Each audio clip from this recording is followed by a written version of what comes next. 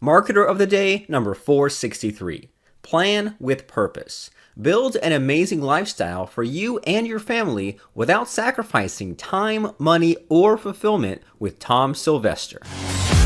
Hey everyone, we're so glad you're listening with us right now today. We're talking right now with Tom Sylvester, and Tom is a firm believer in the lean startup, and he enjoys helping new entrepreneurs validate their ideas, and he follows proven principles when it comes to starting and scaling a successful business. And Tom helps entrepreneurs navigate the personal journey that comes with being an entrepreneur, and that's from overcoming mindset blocks, ramping up productivity, and growing as a person and becoming a great leader in your life and business. So lots of fun stuff to unpack. So glad to be talking to you right now, Mr. Tom. Oh, thank you. I'm glad to be on. So, would you say that, is there something that makes you kind of stand out, makes you unique and special, would you say? Yeah, actually, it probably comes from a lot of what you just did in the bio. And the biggest thing is probably really consolidating experiences and things across different industries, different practices, and pulling them together and utilizing them in new ways. So a good example of that is my wife and I run 3 different businesses. We have 2 kids, and oftentimes people are like, how do you guys get everything done? Your life must be crazy. And what we've actually done is we've taken a lot of like the lean and agile principles that I used to use in project management with companies, and we actually incorporated those into our life and then into our businesses.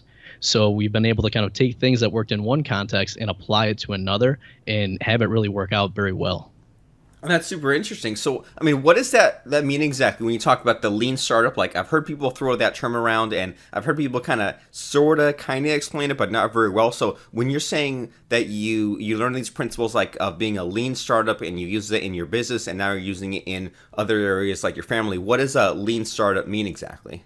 Yeah, that's a great question. So traditionally, like when a lot of people hear entrepreneur or they hear business, there's all these views on like, that's risky, you got to put a lot of money in and then it's probably going to fail because most businesses fail.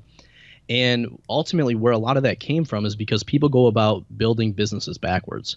So oftentimes what they'll do is they'll get so excited about this idea they have or this product they want to create, and they spend all the time creating the product. And then when they go to sell it, they haven't actually done like the market research and made sure that it's something customers want. And that's where a lot of these business failures come from. So really what the lean startup says is, well, let's do it the other way. So let's spend the least amount of time and the least amount of money early on and really make sure that, one, we understand who our customers are, and then we give them the simplest solution that will work for them and basically incrementally test and validate what that idea is and that it's going to work. And instead of creating these like big plans with all this investment up front, we instead say, well, let's take these little pieces and use actual experience of what's working and what's not to figure out what we do next and what we keep going with compared to what we might want to pivot or make an adjustment on. Interesting. So, and that makes a lot of sense where a lot of people might put the cart before the horse or have all these huge world domination plans and spend all their time on making their product super duper perfect, but then realize that, oh shoot, we haven't marketed it, this isn't what people want. So that lean startup way sounds a lot better, where you focus on the customers, focus on, like you said, the simplest solution, you put it out there and then adjust based on the feedback you get. Is that right? Yeah, absolutely. So then how does that apply as far as other areas of your life? Yeah, so a big part of that is they talk about this concept of a sprint. And essentially a sprint is a short amount of time. So, we'll do like a 1-week sprint or a 2-week sprint. And essentially what you're doing when you do that is you're kind of prioritizing everything you want to do, and then you're putting out a hypothesis. So just like when we were in like, science class in high school, my hypothesis is this. And then you're going to really coordinate the activities that you're going to do to help you either validate or invalidate that process. So what we do with each of our businesses and then with our personal life is we're big on like goal planning. So we spend time defining what we want to achieve, and then we kind of work backwards. We call it reverse engineering to then figure out, okay, well, what is it that we've got to do, or what do we got to make happen in order to help us achieve those goals? So we end up breaking that down into these 1-week sprints. And every week, essentially what we do is we define where do we have to be a week from now in order to be on track for our goal. and then we'll figure out what activities we're going to do. And at the end of the week, my wife and I always have a meeting. We call it our weekly sync, where we look back and basically say, okay, what went well this week? What didn't go well? And did we either validate or invalidate the hypothesis that we had? And then we use that to help us plan for the following week. So a lot of times people will look at that and be like, wow, that seems really complicated. So the analogy that I often use is it's just like GPS in a car. So when you want to achieve, something great in life, or you want to, have a business goal that you want to achieve, what are you going to do? You're going to look at what's your starting point? Where do you want to go? What's your destination? And then what a GPS does is it gives you a map to get there. But the real power of the GPS comes in actually having you move and then giving you feedback. You're on track, keep going forward, or hey, you should have turned left. Now we got to go and kind of course correct. So the beautiful thing that has really helped us is being able to look at both our personal goals and our business goals and kind of use that GPS analogy to say, okay, every week we're going to check in and see, are we still on track, or do we got to make some adjustments, and use that to guide what we do next. Interesting. That makes a lot of sense. So you're not just doing it week to week, and you're not just saying, okay, now we're in week 10 of 92. You're actually adjusting as you go. So out of curiosity, what sort of personal goals are you setting in this situation? Yeah, so actually, we just got done with this process over the last week. And what we have for personal goals is really focused around a couple different things. So we like to say, what impact do we want to make on the world? So that's a big thing from our personal perspective. And then we also talk about what experiences do we want to have for ourselves and our family, and then what things do we want to have. So once we lay things out in that regard, then we look at all of our businesses, and for each business we say, okay, well, what does this business have to do to get us to those personal goals that we're looking for? So by doing that with our personal goals first and then our businesses, what we make sure we do is that we build successful businesses, but we make sure that that actually supports the life that we're looking to build. Interesting. So you're not just doing the business for the heck of it. It's serving you. You're not serving it. Yeah, I mean, so we end up working with a lot of entrepreneurs, and one of the biggest challenges outside of their business not working because they didn't validate the idea is that they've actually had success in their business, but it's negatively impacting other aspects of their life, for example, their family. So a lot of what we help entrepreneurs do is figure out, what's really important in your life, and going back to that, why are you building this business? And then making sure that the businesses you build and what decisions you make there ultimately support that life that you want to build for you and your family. So do you have any interesting stories or case studies like that, like a client that came to you and they were just totally disorganized and disarray, and then you set them straight and said, here's what to focus on, here are the decisions to be made, and kind of totally revamp what had going on? Oh yeah, there's a handful, but probably the best one. Had a client that came, and when we started working with him, he was about $40,000 in debt. He actually started a business reselling things on Amazon, and his initial debt was from having to buy the initial inventory. And when he came to us, he was working a lot of hours a week and really not seeing his family much and very stressed out. And he was the only one working in his business. So when we stepped back and said, okay, well, why are you building this business? And, what are some of the things that you're not able to do in your life as a result of that? It helps him kind of get clearer on, what his personal goals were. And then through that, we then started working with him on what his business needed to look like from a numbers perspective, from a number of employees perspective, to then build that business he wanted. So actually just this year, he was able to move his family, his wife and his two sons, to Barcelona and actually manage his company remote. And he went from a 6-figure business to a 7-figure business as a result of really getting clear on that and then taking the right steps. Dang. So okay. So what does this process look like? Like, just kind of, you start by making this list of like you said, ways you want to impact the world, experiences you want, things you want, and then look at what things that you're not able to do based on the business you have already, or what's the first step in getting this thing reinvented here? Yeah, so what we like to call it is plan with purpose, because a lot of people have plans together, but they're not intentional with what those plans lead to. So just like you said, it starts out with, a lot of people are familiar with creating a vision board, or kind of visioning, kind of looking into what they want their future to look like. So that's what we start with. And those criteria that we laid out are kind of like what we like to do, talk about the experiences, the impact, and the things. Some people might have different things on what they want their life to look like in the future. And then what we start doing is we reverse engineer and kind of work backwards. So we literally will put like a giant wall or a giant timeline up on like a whiteboard, and we'll say, okay, we want to live in a certain type of house, or we want to live in a certain location, or we want to impact 1,000 entrepreneurs. So let's start working backwards and see what are the major pieces that are going to help us do that. So by the time we go through this activity, we have this timeline of, well, in order to do that in 10 years, well, this is what we got to do in 5 years.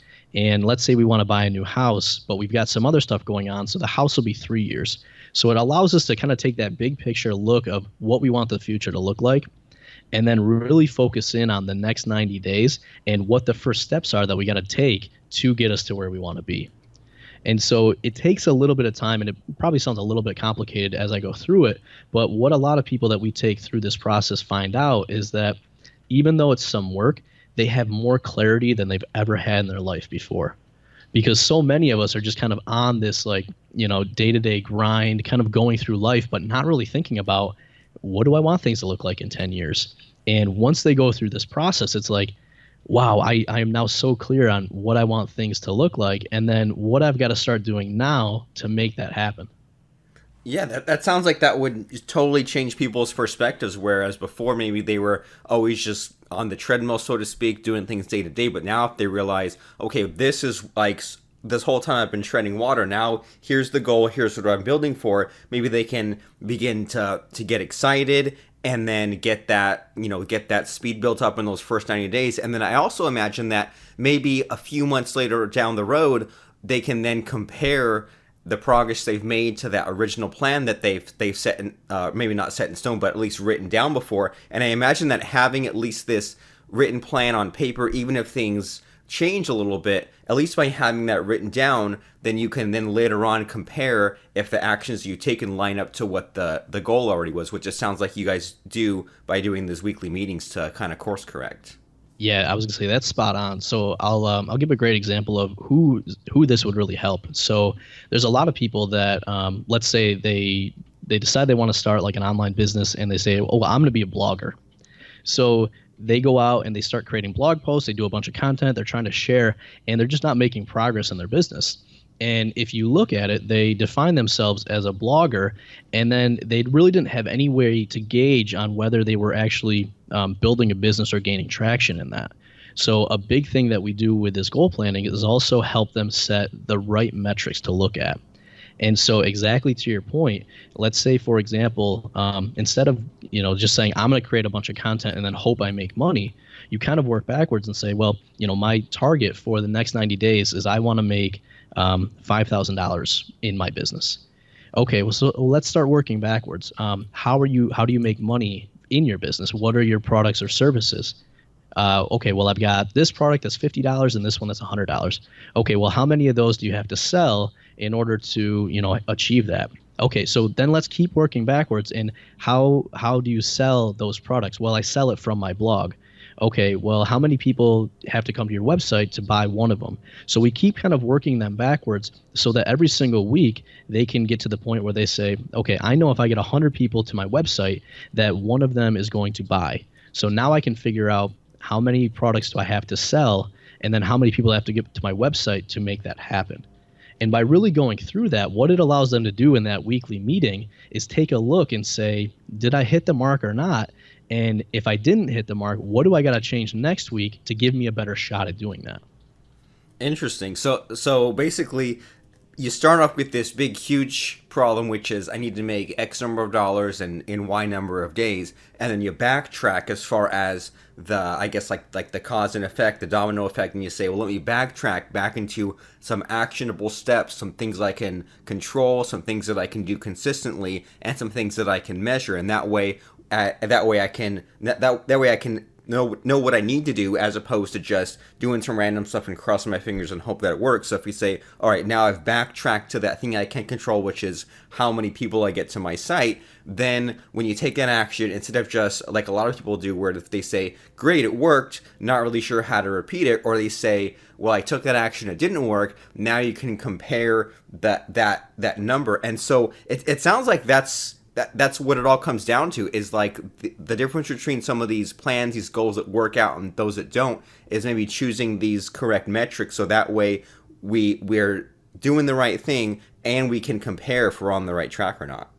Yeah, absolutely. And the one word that we always like to use with that is intentional. So, it takes some time to kind of put these plans together and then, to your point, figure out what the right metrics are. But once you do that, you can really be intentional with, the money that you're investing, with the time that you're investing. And instead of going through and, like you said, doing a bunch of random activities and not knowing which one's going to work, you're specifically doing a certain set of activities and then testing to see if it works or not. So, like, one of the challenges that entrepreneurs face is that we always have a lot of good ideas. And as a result, it can be difficult to focus on one or two things. So we might, get pulled away by this book, or this podcast has a really good idea, I want to go and try that. But by doing this, it helps you to say, okay, is that thing going to help me make these numbers work or not? And if the answer is no, then we're going to put that out on the timeline, or we're going to let that just kind of sit aside for now, because it's not the immediate thing to get us to our goal.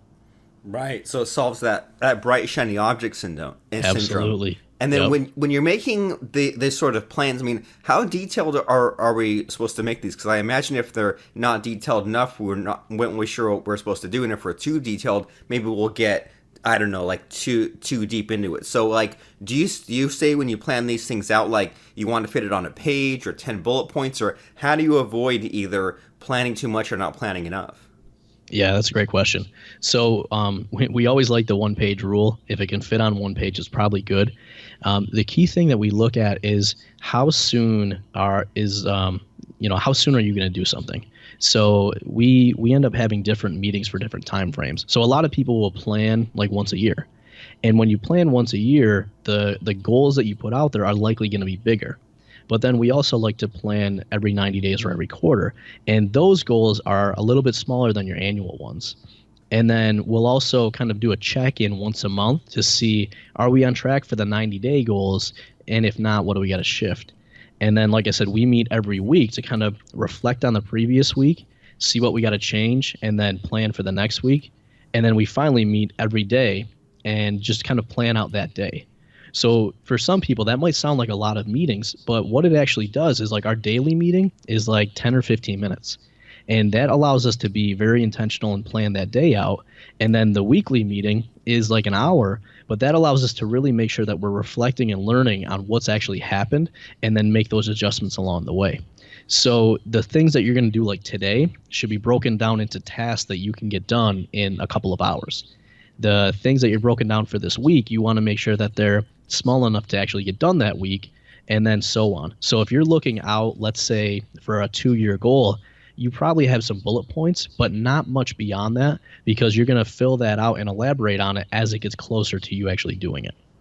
Interesting. So just to make sure I'm following you correctly, so you have these annual goals, and then you break it down into the quarterly, and then based on all that, then you do these monthly check-ins, the weekly 1-hour reflection, and then the everyday 10 to 15 minutes as far as what specific tasks you're supposed to do. But as the time frame, the time range gets bigger, the goals are less detailed. But as you get more into the current time, the daily, the weekly tasks, then they're more detailed. Yeah, absolutely. Because the big challenge a lot of people run into is, like, they're usually on one end of the spectrum or the other. Either they really like planning and they plan everything out, or they hate planning and they plan nothing out. And the challenge with people that plan everything out is that I can make a plan for next month, but something that I do this month could then impact or change that.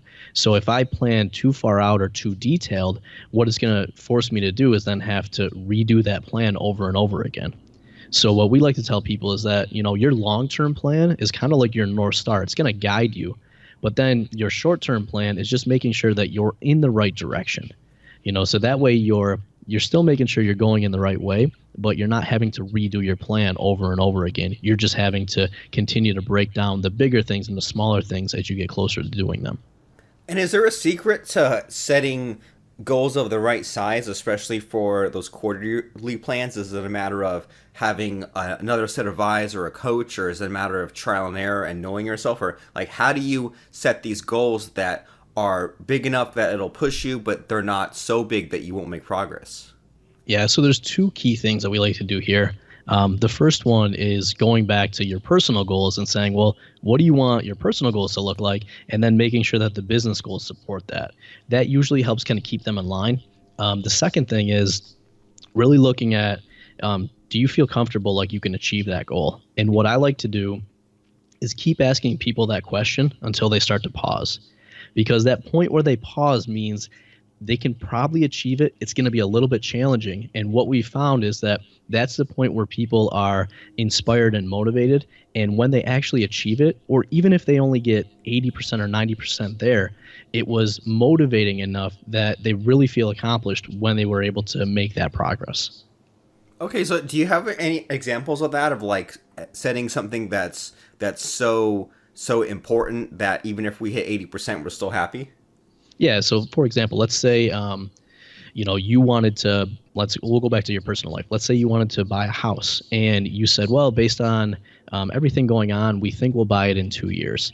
And then as you're saving money and, checking in, you realize that, well, I thought it was 2 years, but we're not making as much money as we thought. So now it's going to be 2.5 years. Well, the important thing is that, you're on the right path to buying that house. And even though the time frame might shift a little bit, you're still ultimately going to be able to buy that house.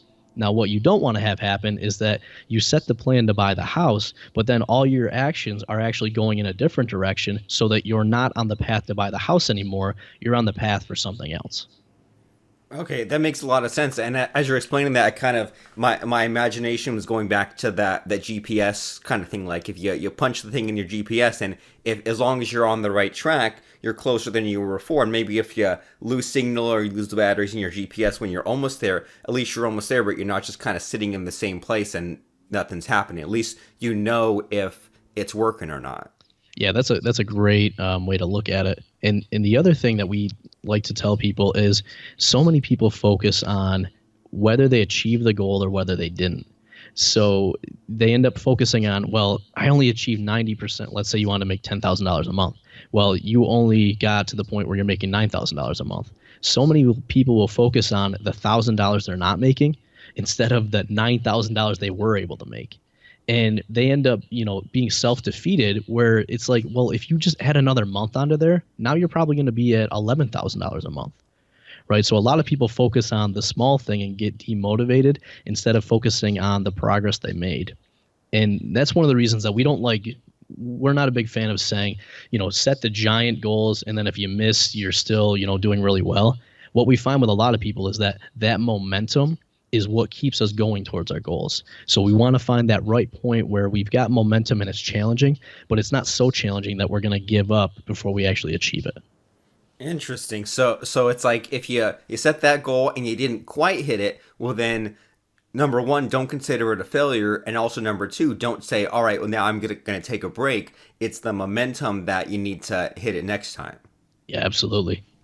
Well, super great. So, having said like all the stuff that we've been talking about today, like have you noticed like a number one universal mistake that people always make when it comes to setting their goals or achieving their goals or anything like that? Just any like just number one thing that you keep seeing over and over again? Yeah, what a lot of people do is they maybe put the time together to plan, but they don't look at how they're going to check in and what they're going to do, let's say if they're on track or not. So, most people are familiar with setting goals where at the end of the year, and I set some resolutions for next year, and then they don't have a way to hold themselves accountable or to know how they're doing on it. So they end up giving up along the way, or they get to this time next year and they realize that they were very far off, but they didn't know. So the biggest thing that we let people know is make sure you have a way to check in and know where you're at so that you can then make a good decision on what you do next. That's awesome. And that even though it sounds simple, that's super powerful, and I love it because I mean, you're so right. So many people out there, if you look at like any sort of situation, if it's their business, maybe they'll set yearly goals and then set them and then forget about them. And then when the year rolls around again, they say, oh, geez, I totally forgot about these goals I set. I didn't hit them. I guess I'll set some new goals that I won't hit. Sounds like it's just setting up a pattern of planning for stuff and then not following through. And then there's always the jokes everyone makes at the beginning of the year where the gym is super packed in January and then back to a ghost town in February. So yeah, even though like we said, like that's super simple, but it's also powerful to just set the time to check in on your goals along the way and many different points as you're part way through. That way it's not just, that way you don't have that disconnect, right? That way you don't just set these pie in the sky things, forget about them, and then keep being stuck in this cycle. Now you set a real goal, and then as you check in along the way, you actually know how you're doing there. So I love it. Yeah, absolutely. And the final thing I guess with that is some people are disciplined enough to where they can do that on their own. Oftentimes, especially entrepreneurs, if they were in like a corporate job and then they left and became the entrepreneur, they no longer have some of the accountability in place of having like a boss and peers. So there's a lot of people that will then find out that they need to replace that accountability they used to have with a new form. So it might be telling a friend, it might be hiring a coach. But what we recommend for people is, you know yourself and figure out what are the points where you're going to fall off or maybe not do what you need to do, and then set something up or have somebody to hold you accountable to make sure that you don't fall off the wagon just because a little hiccup kind of came along the way.